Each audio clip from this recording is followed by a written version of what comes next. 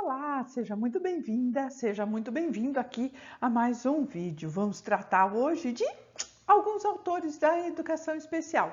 A gente não vamos aprofundar muito no assunto, mas nós vamos falar de coisas extremamente importantes. Vamos dar uma pincelada aí nas políticas públicas, vamos falar um pouquinho do que aconteceu em relação à institucionalização da educação especial aqui no Brasil Agora, quando a gente fala em educação especial, né, que a gente está tratando aí em relação a alguns autores, como a gente vai ver hoje, né, é o mesmo quando a gente fala de educação especial, é o mesmo que a gente trata de educação inclusiva. Olha só, a Maria Teresa Egler Mantuan é uma das autoras que é bastante requisitada aí pelas bancas, né, porque ela fala, por exemplo, de inclusão, que a inclusão é um privilégio. Isso mesmo, é um privilégio de convivência com as diferenças.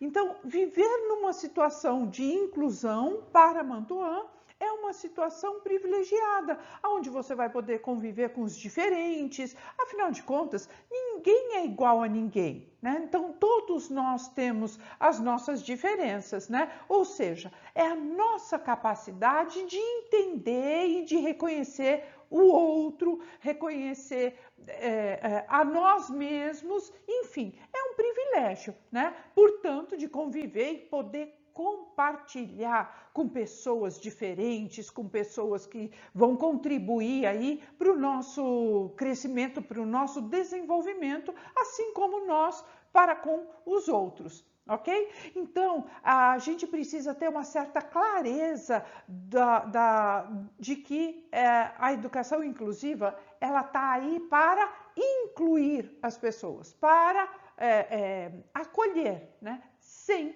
exceção, é inclusão de todos, ok? Então, a gente vai usar também a nomenclatura correta e preste bastante atenção, porque nos concursos isso também é questionado, ok?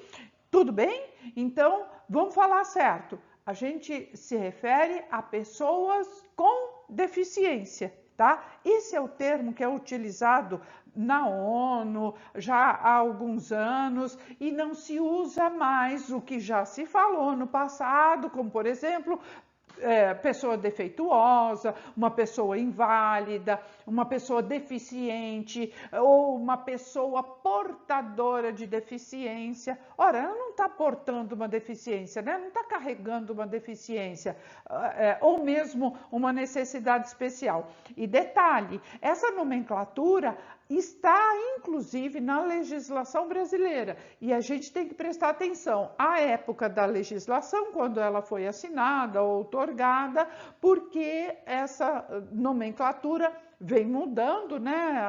As pessoas vão se atualizando e o último termo que está sendo utilizado pela ONU e o Brasil também adotou, inclusive nos documentos oficiais, é pessoa com deficiência. Tudo bem? Bom, vamos falar um pouquinho de práticas inclusivas e práticas não tão inclusivas, né? De dificuldades de integração aí. Por quê? Afinal de contas, se a gente parar para pensar que a escola está inserida numa dada sociedade, ela acaba refletindo esta mesma sociedade. Então, essas práticas inclusivas que hoje há aqui no Brasil, em termos inclusive de políticas públicas educacionais, nem sempre foi assim, né? Então a gente tem uma prática inclusiva quase que disputando lugar com uma dificuldade de uma integração, uma dificuldade de trabalharmos aí com o diferente, com a diferença, com a inclusão. E a gente tem que entender que uma prática inclusiva é aquela prática que efetivamente vai pensar aí essa educação inclusiva, né, que está aqui logo abaixo, né, que vai pensar aí essa educação inclusiva como uma possibilidade de efetivamente trabalhar em sociedade. Então, se antigamente havia a exclusão, as pessoas eram apartadas, a gente tinha, por exemplo, uma sociedade aqui, né, com as pessoas ditas normais, né, com vários integrantes aqui, e a gente tinha algumas outras pessoas num outro local, num outro ambiente, que completamente diferente, não faziam parte dessa prática inclusiva, né? Era exclusão total e absoluta.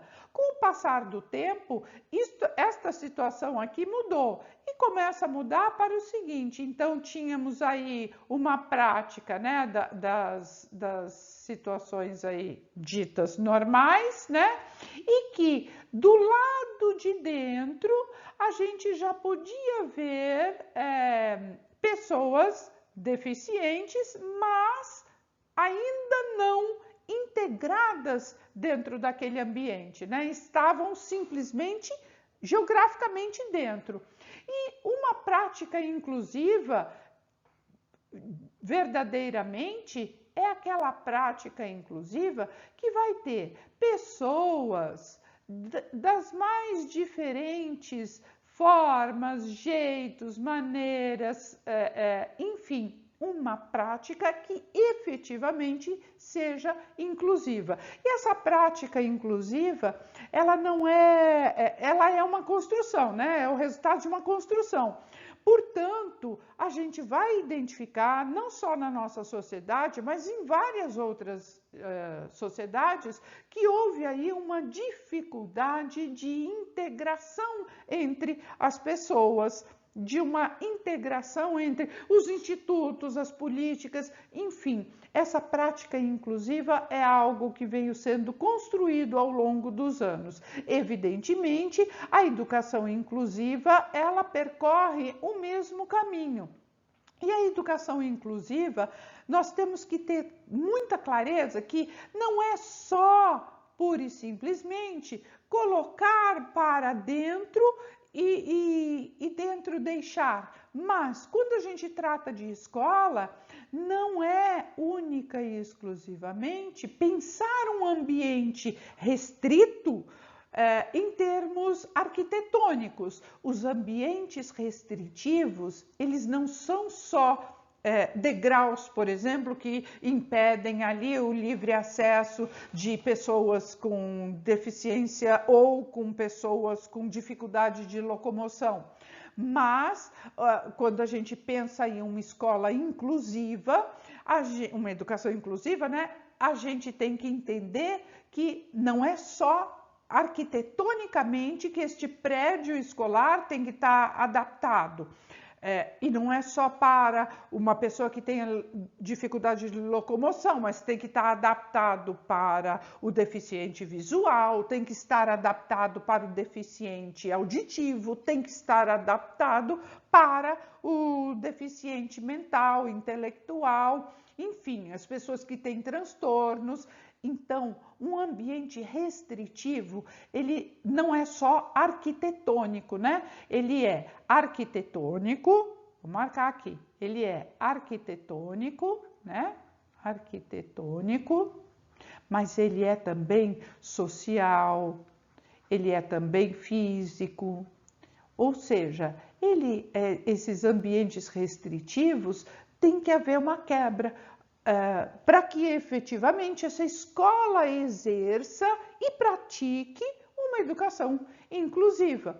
E quando a gente fala em educação inclusiva, a gente vai esbarrar diretamente na questão do direito à educação. Afinal de contas, no nosso país, o direito à educação é para todos.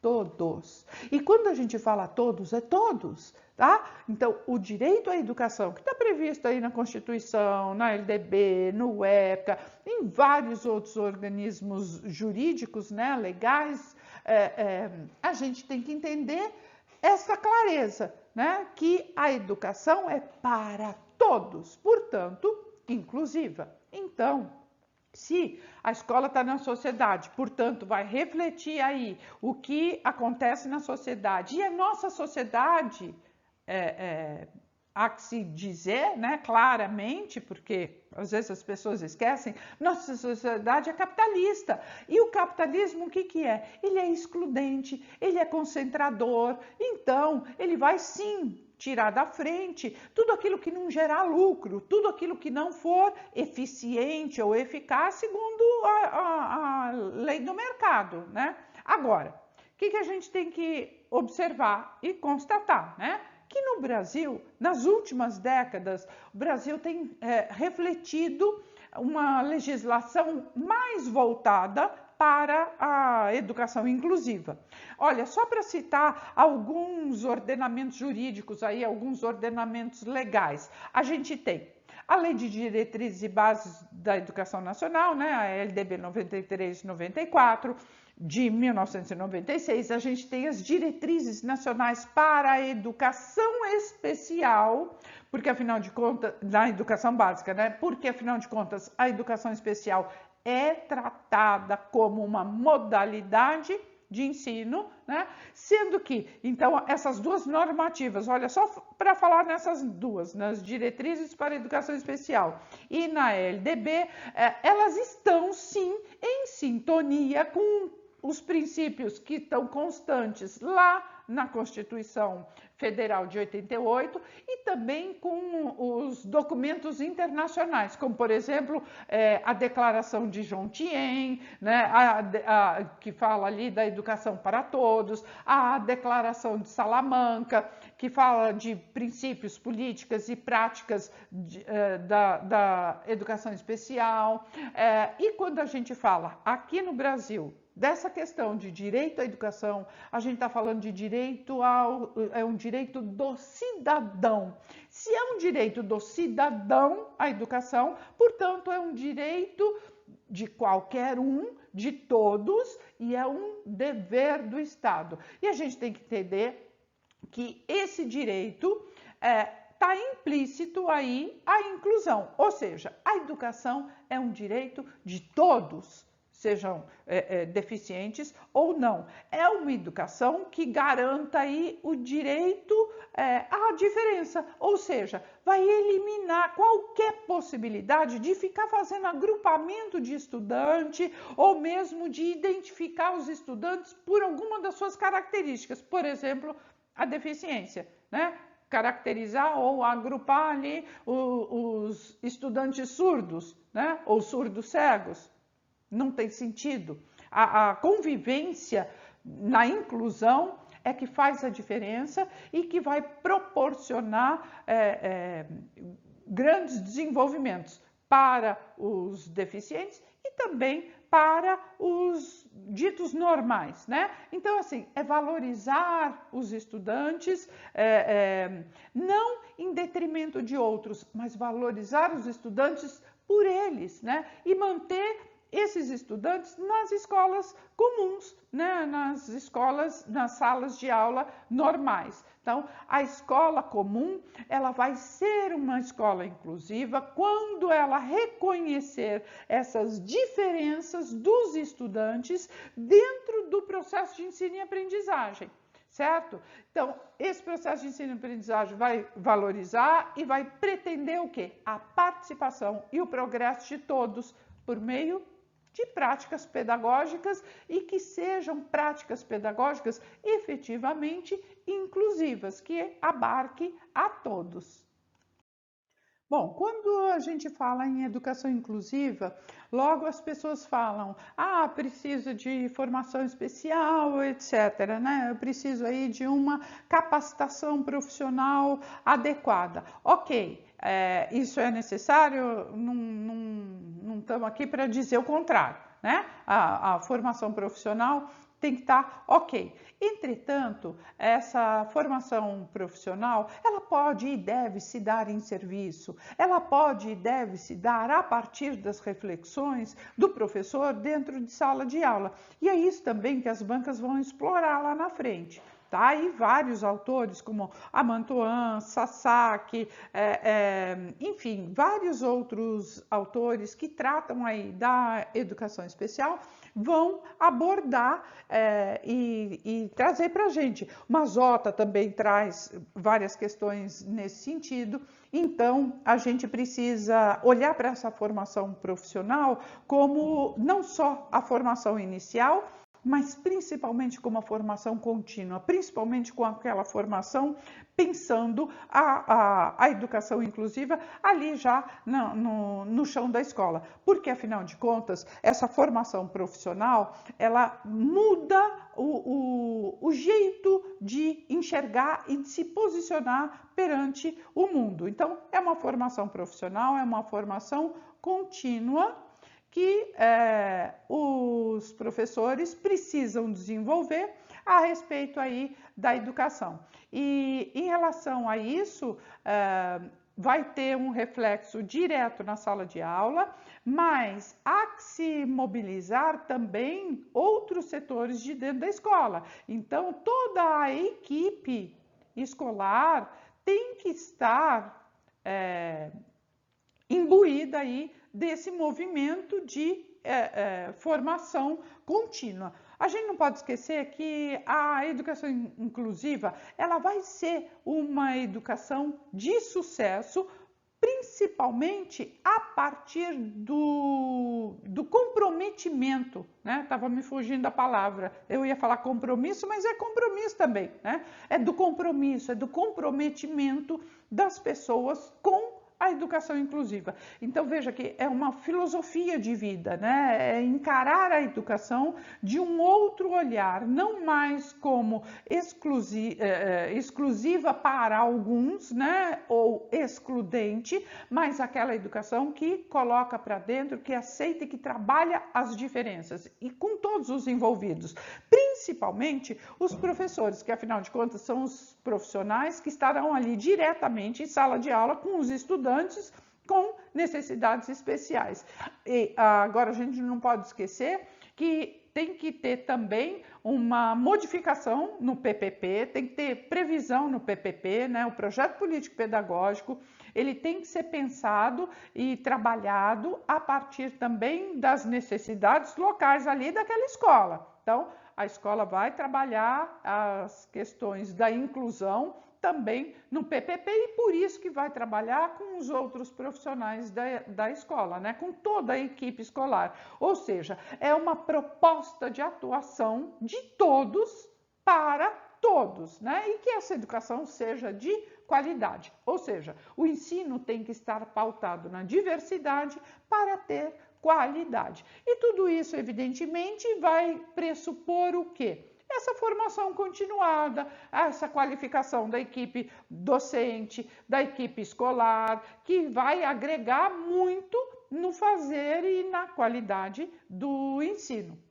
Quando o olhar para a escola está assim, né, dessa maneira inclusiva, a escola está então entendendo a diversidade, trabalhando com a diversidade, a gente entende que a inclusão ela não é só um objetivo a ser contemplado. Vamos colocar para dentro dos muros da escola que está tudo certo. Não, mas não é só uma questão de número, mas isto é um processo, isto é um caminho que se percorre, que tem um propósito, né? Que tem um objetivo, que tem um porquê. Então as escolas, elas podem e devem pensar aí e fazer e trabalhar com adaptações curriculares. Então veja que toda essa formação, cadê a minha ponteira? Tá aqui, ó.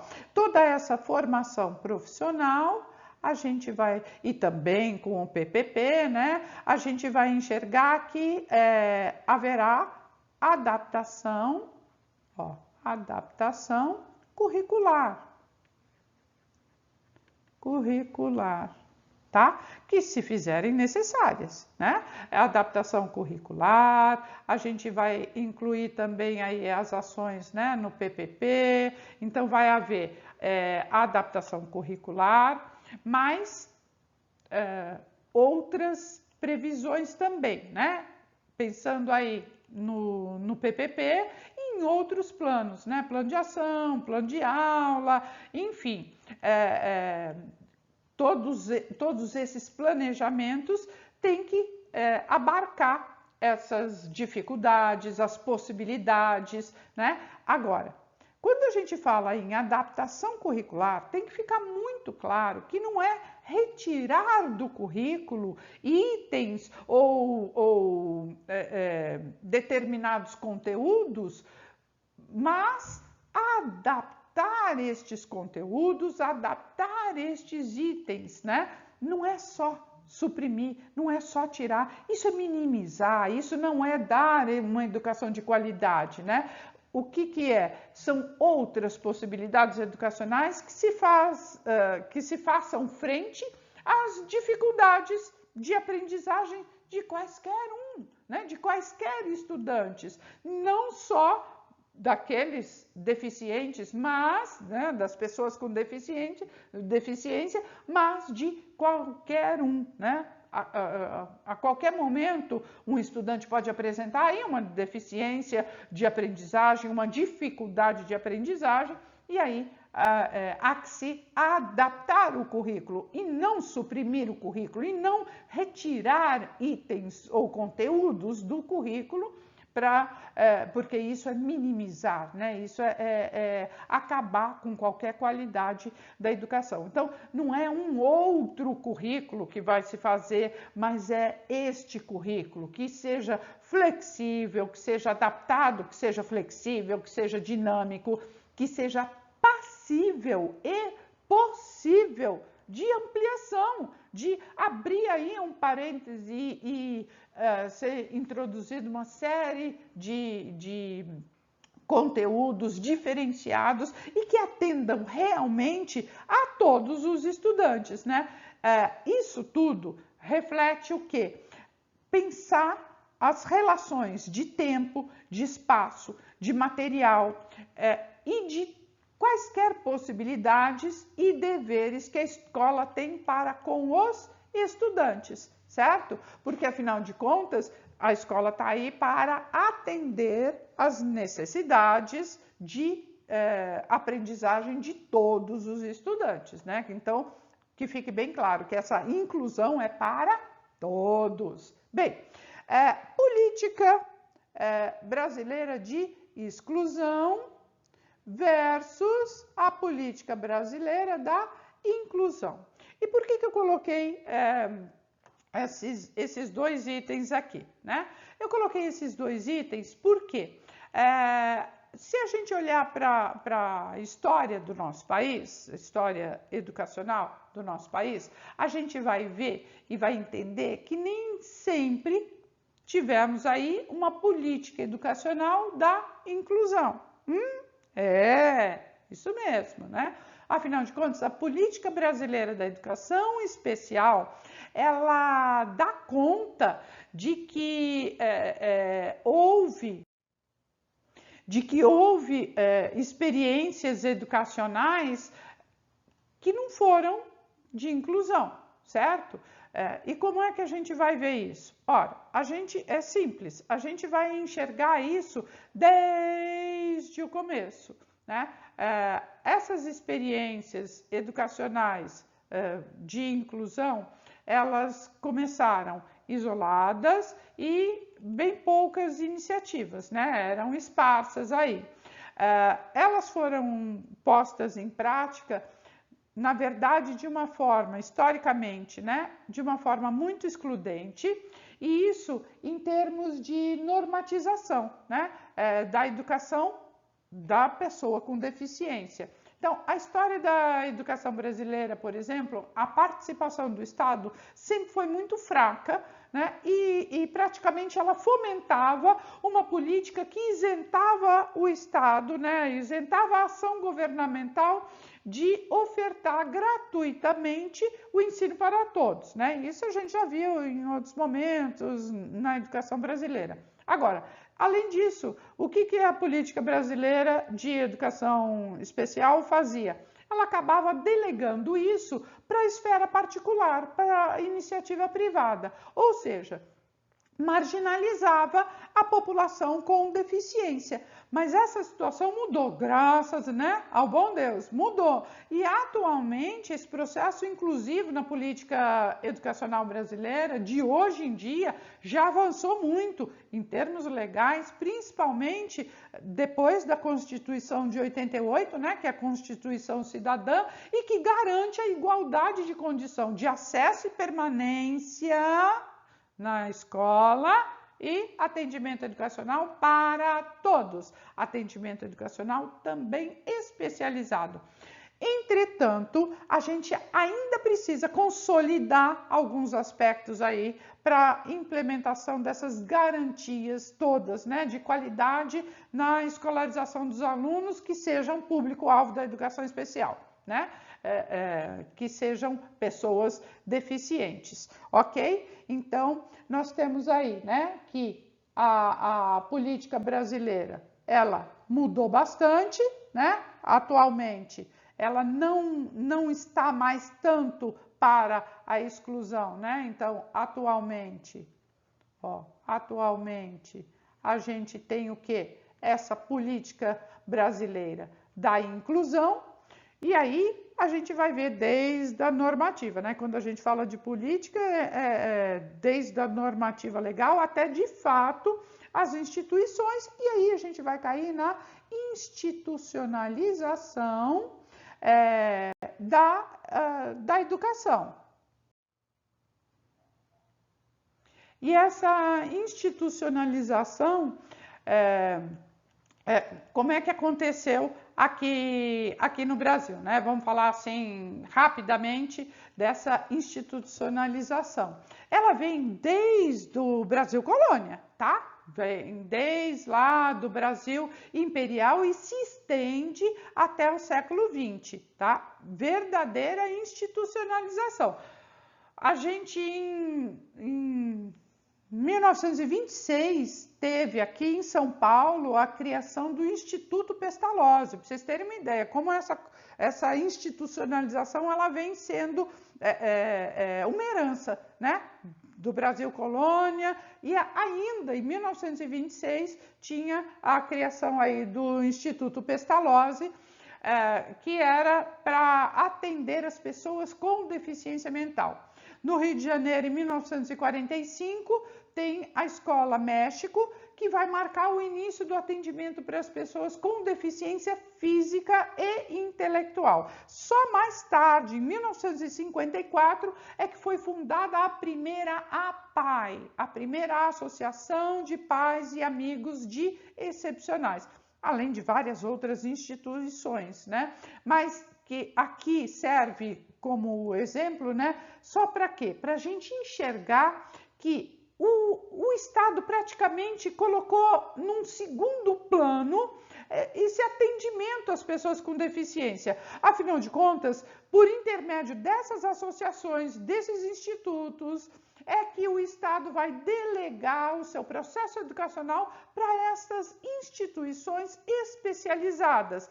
E isso, o que é importante a gente saber, É importante a gente saber que isso é uma realidade, que é uma realidade do passado e que deve ficar lá, porque estas instituições, estas escolas, elas segregam, porque não há inclusão quando o estudante está fora de uma escola regular, mas está dentro de um instituto especializado, está dentro de uma escola especializada.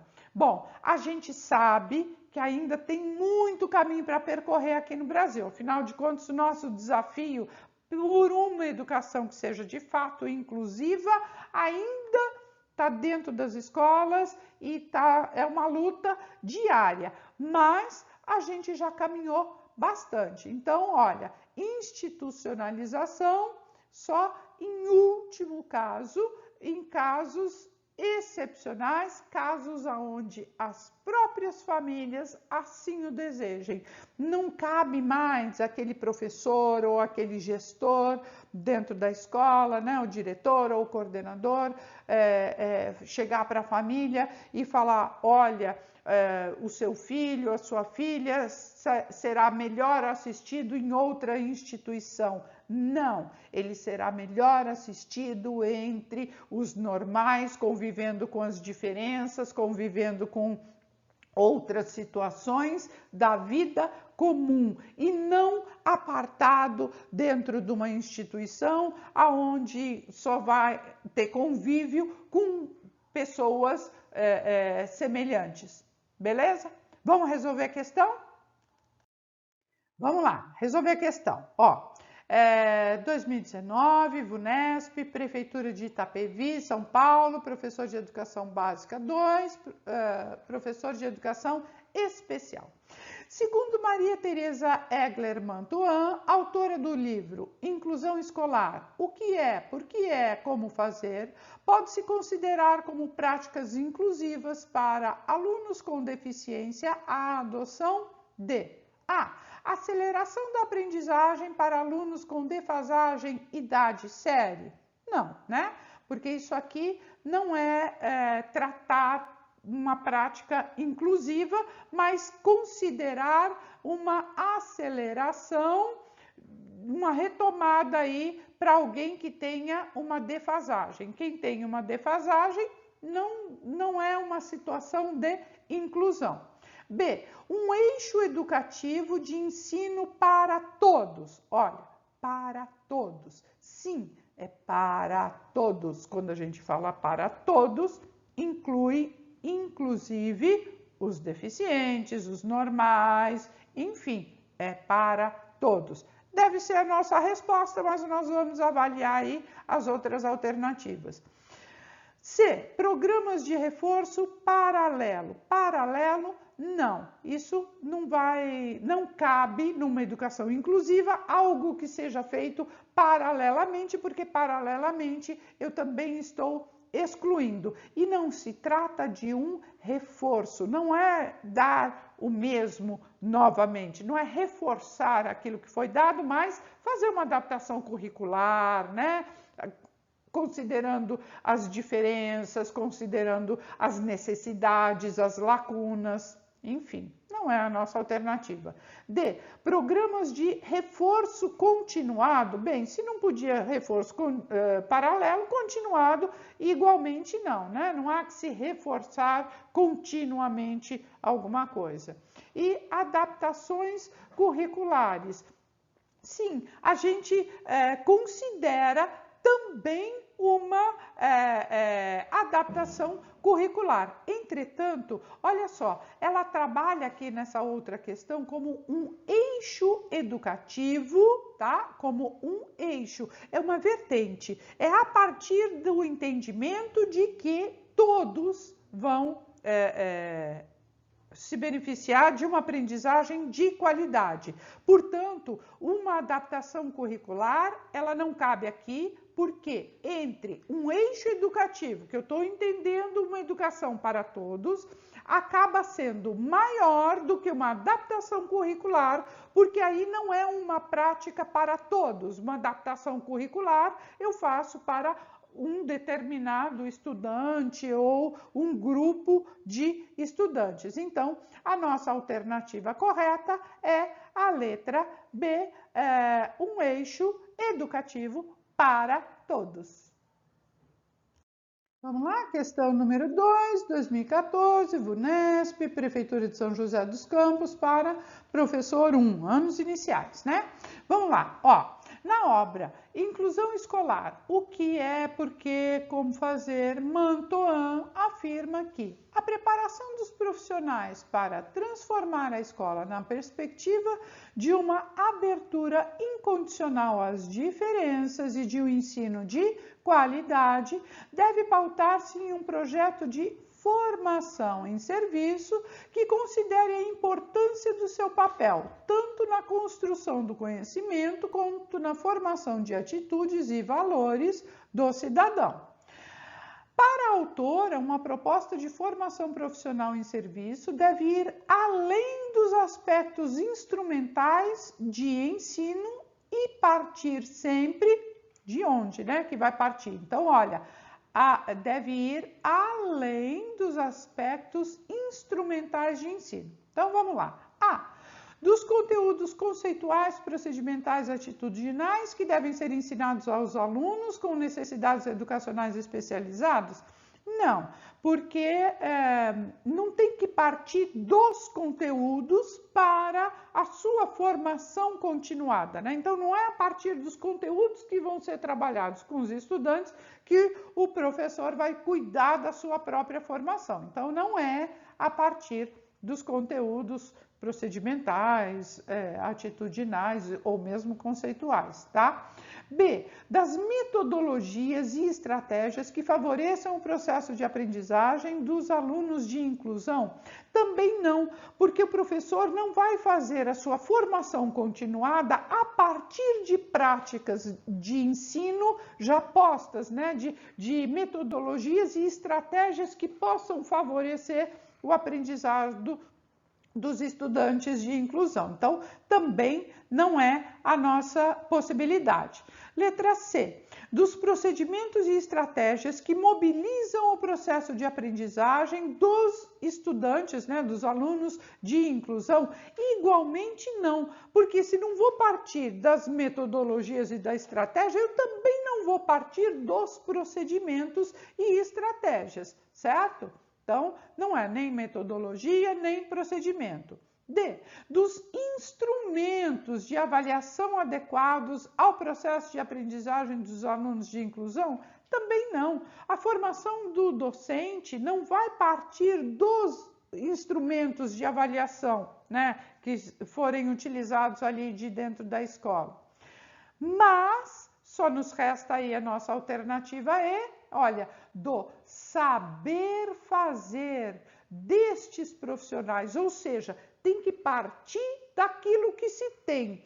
A formação continuada do professor tem que ter o ponto de partida dentro das capacidades e possibilidades daquele professor. É a partir das condições que ele tem, conforme a gente conversou agora há pouco. Olha, é do saber fazer desses profissionais que já possuem experiência e práticas pedagógicas ao entrar em contato com a inclusão, ou seja, no dia a dia, é a hora que esse professor receber este estudante, é a partir daí, então, que a formação continuada vai se canalizar nesse sentido, né? Vai se orientar nesta direção. Portanto, nossa alternativa correta para a segunda questão é a alternativa E. Bora lá que tem mais para a gente responder. Questão 3, 2020, Consuplan, Prefeitura de Formiga, auxiliar de educação especial. Mazota, ao apresentar as dificuldades de um processo de integração, destaca que os maiores óbices, o que é óbice, hein? A gente tem que saber porque os maiores óbices, já coloca aí, né? Óbice é aquilo que obsta, aquilo que impede, é um empecilho, é um estorvo, é um impedimento, tá? É um impedimento, ok? Tá? Então, é um impedimento. Então, os maiores impedimentos, os maiores problemas, né? Os maiores empecilhos, a integração dos portadores de deficiência residem no preconceito e na gravidade dos problemas sociais e atingem toda a sociedade brasileira. Constam ainda como dificuldades a integração. Não corroboram com a citação anterior, exceto. Então, já sabe, toda vez que a gente coloca um exceto, a gente está procurando a errada. Ok? Tudo bem? Firmeza? Vamos lá? Alternativa A desinformação por parte da comunidade em geral. Então, não vai corroborar, exceto, né? Não, porque esta aqui está corroborando, né? A desinformação por parte da comunidade geral. Vamos ver a frase de novo? né, para ficar bem claro, olha só, Mazzotta, ao apresentar as dificuldades de um processo de integração, destaca que os maiores impedimentos à integração dos portadores de deficiência residem no preconceito e na gravidade do problema social e atingem toda a sociedade brasileira. Constam ainda como dificuldades a integração, e não corrobora com isso, né, a desinformação por parte da comunidade em geral. Ok, a comunidade em geral, quanto menos informada estiver, mais excludente será, né? Mais preconceituosa será. B, as reações de negação à deficiência ou de superação por parte das famílias. Não, porque quando a gente está negando, ou se a família está ou não super protegendo, não é isso que vai contribuir para uma sociedade inclusiva e, consequentemente, uma escola inclusiva, né? C, alunos com deficiência não devem ser inclusos em classes comuns, somente em classes especiais. Bom, aqui está a grande dificuldade, né? Mas vamos ver a letra D. As características de muitas organizações de atendimento às pessoas portadoras de deficiência que apelam para o assistencialismo protecionista, ou seja, isto também, né, essas características também desse atendimento, né, corroboram com aquela sociedade ali. Então, a única questão, a única alternativa, não é questão, a única alternativa incorreta é esta aqui. Alunos com deficiência não devem ser inclusos em classes comuns? Como assim? Eles devem sim estar dentro das salas de aula regular, né? E não só em salas especiais, ok? Podem usar, inclusive, salas de recursos, multifuncionais, mas não tem que ser segregado, eles têm que participar, sim, inclusive, das salas de aula regular. Portanto, nossa alternativa correta aqui é letra C. Vamos lá, questão 4, 2019, VUNESP, Prefeitura de Itapevi, Professor de Educação Básica 2, Educação Especial. Considerando-se as contribuições de Mazzotta, 2011, em seu livro Educação Especial no Brasil, História e Políticas Públicas, assinale a alternativa correta. A trajetória da educação especial no Brasil sempre se desenvolveu com o equilíbrio das iniciativas oficiais e particulares integradas e articuladas às políticas públicas de educação? Não, né? A gente já viu que não. A gente passou aí vendo rapidamente, né, que na educação brasileira a coisa não foi assim harmônica, né? Não foi com espírito de equilíbrio nenhum. B, a política em educação especial no Brasil caracteriza-se pela ênfase no atendimento segregado em instituições especializadas particulares em detrimento do atendimento educacional inclusivo nas escolas públicas. Correto. Foi isso que aconteceu aqui na política pública nacional, né? Mas vamos ver as outras. B, o modelo de atendimento da educação especial desde os primórdios, ou seja, desde lá do Brasil Imperial, é o da educação para todos, premissa básica do liberalismo, que sustentou as tendências abolicionistas e republicanas? Claro que não, né? Não é bem isso que aconteceu aqui no Brasil. Justamente por ser uma tendência liberal, é que ela vai ser não republicana, não abolicionista e nem vai pensar aí na educação para todos. Então, não. D. A partir dos anos 2000, o ensino regular apresentou um aumento de matrículas dos alunos especiais, predominantemente alunos com surdez e baixa visão, nos anos iniciais do ensino fundamental. Não tem fundamento isso, né? É uma porção de falácias aí, aqui nessa alternativa. Quem foi que disse, né? E onde que a partir de 2000 tinha mais alunos surdos ou com baixa visão, especialmente nos anos iniciais? Não. B. O modelo de atendimento na educação especial é o pedagógico, desde a Constituição de 1821, com ênfase no desenvolvimento do aluno a partir de suas limitações em virtude da deficiência. Claro que não, né? Isso aqui não é nem pensar de longe sequer uma política inclusiva. Então, nossa alternativa mesmo é a alternativa correta, é a B, ó, a política em educação especial no Brasil caracteriza-se pela ênfase no atendimento, primeiro segregado das instituições especializadas e particulares, né, em detrimento do atendimento educacional inclusivo nas escolas públicas. Isso sim, infelizmente, foi assim que aconteceu e, graças a Deus, essa situação já está se mudando, né? Já está se modificando. E aí, tranquilo, né? Vamos lá? Ó, quinta e penúltima. Vamos lá. 2020, Prefeitura de Itabaracá, Paraná, professor de educação especial. Vamos lá. Sasaki nos explica que a sociedade em todas as culturas atravessou diversas fases no que se refere às práticas sociais. Ela começou praticando a exclusão social de pessoas que, por causa das condições atípicas, não lhe pareciam pertencer à maioria da população. Em seguida, desenvolveu o atendimento segregado dentro das instituições, passou para a prática da integração social e, recentemente, adotou a filosofia da inclusão social para modificar os sistemas sociais gerais. Esse reconhecimento da deficiência, aos poucos, transformou a fase de exclusão em fase de segregação ou separação, quando ocorreu a da deficiência. Então, essa época que havia aí essa segregação, essa separação.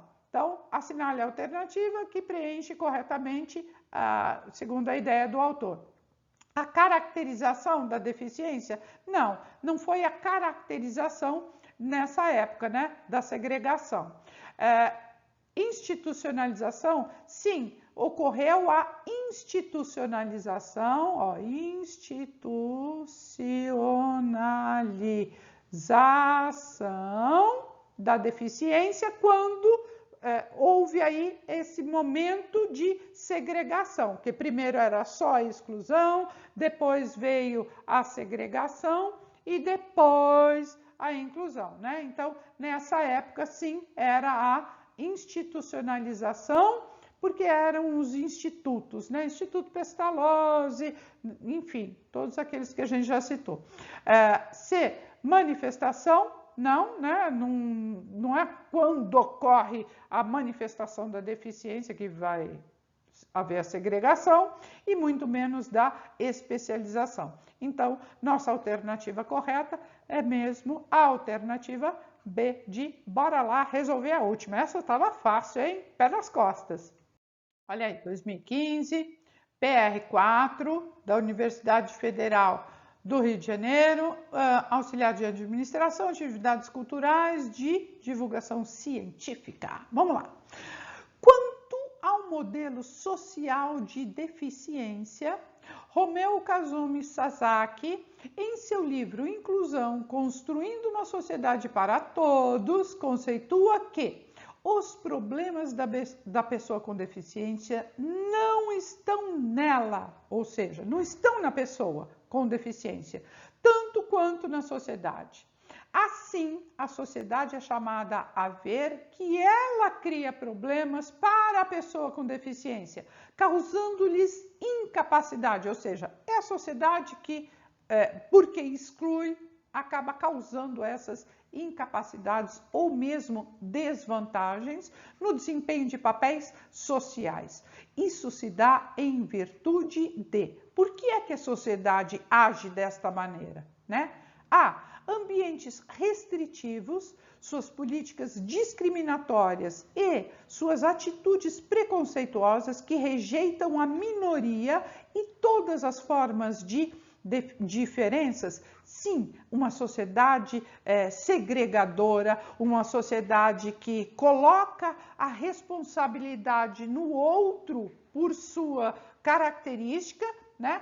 é uma sociedade exclusiva, né? Uma sociedade que discrimina, uma sociedade preconceituosa, uma sociedade que rejeita a diferença.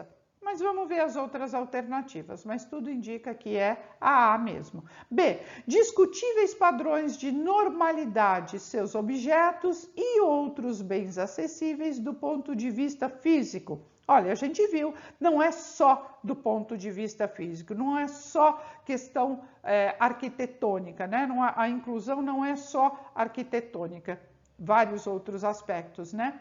C. Práticas acolhedoras em muitos setores da atividade humana. Olha, se eu estou falando ali que a sociedade é excludente, ela não pode ser acolhedora, né? Então, também não é a nossa alternativa. D. Pré-requisitos atingíveis apenas pela maioria supostamente heterogênea? Claro que não, né? Não tem que ter pré-requisito que seja possibilitado única e exclusivamente por uma parte da sociedade. E benefícios prestados pelos empregadores diante de sua preocupação em ofertar aos trabalhadores ambientes acessíveis e acolhedores? Não, né? Porque não é só o empregador que tem que dar conta de ter um ambiente fisicamente preparado para a deficiência, preparado para as diversidades múltiplas que a gente tem na nossa sociedade, né? Mas a alternativa correta, portanto, é a ambientes restritivos, suas políticas discriminatórias, suas atitudes preconceituosas que rejeitam as minorias e todas as formas de diferenças, né? É por isso que a nossa sociedade está desta maneira. É porque tem esta política da discriminação, porque tem esse incentivo, que eu não sei de onde vem, mas que é retroalimentado com atitudes preconceituosas, certo? Então, nossa alternativa correta é mesmo a alternativa A. Bem, vamos ficando por aqui. Muito obrigado por me acompanhar em mais esse vídeo. Estudamos hoje aí a respeito um pouquinho de educação especial. Não está inscrito no canal? Já se inscreve, ativa o sininho para você ser lembrado e comunicado quando chegar um vídeo novo, material bacana para você estudar para os concursos. E não se esquece de deixar o seu joinha, o seu like aí no vídeo para deixar aí esse canal crescendo sempre, chegando cada vez mais a outras pessoas. E não esquece de divulgar, né? No grupo da escola, no grupo dos seus colegas aí que também estão estudando e se preparando para os concursos públicos na área de educação. Um beijão e até o próximo!